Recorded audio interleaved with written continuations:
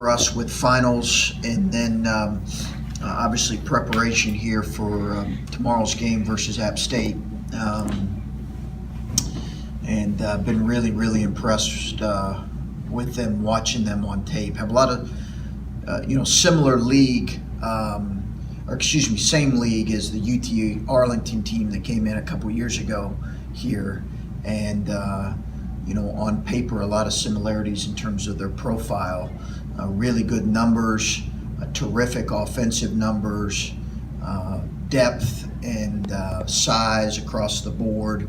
Really, maybe is in some ways as good a positional size as we've seen in terms of bigger guards, bigger wings. They're certainly bigger than us at those guard and wing spots.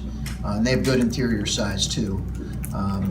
So got some impressive wins. Obviously beat some teams, beat Davidson, beat South Florida. Both those teams are really good, and played Iowa State very close and some others. So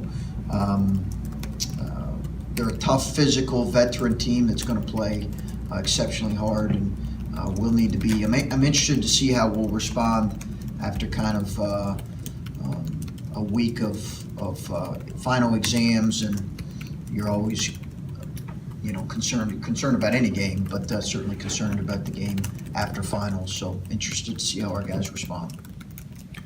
Chris,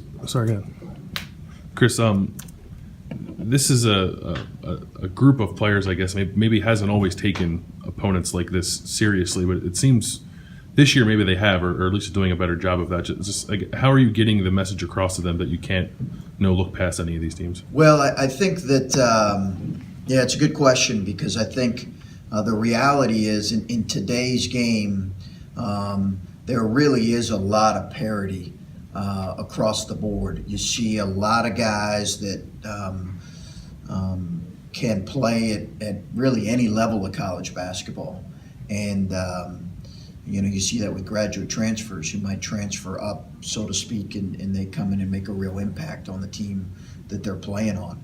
We've seen that for the last number of years. So I think our guys have an understanding how capable a lot of these teams are, and certainly App State is, I think the fact that they do have a lot of similarities to the UT Arlington that came in here and won a couple of years ago, it certainly, I think, raises and not just that, but their ability, what they've done so far this year, raises the attention. And what I really rely on and lean on in those situations is our older guys who've been through it, because young guys don't know.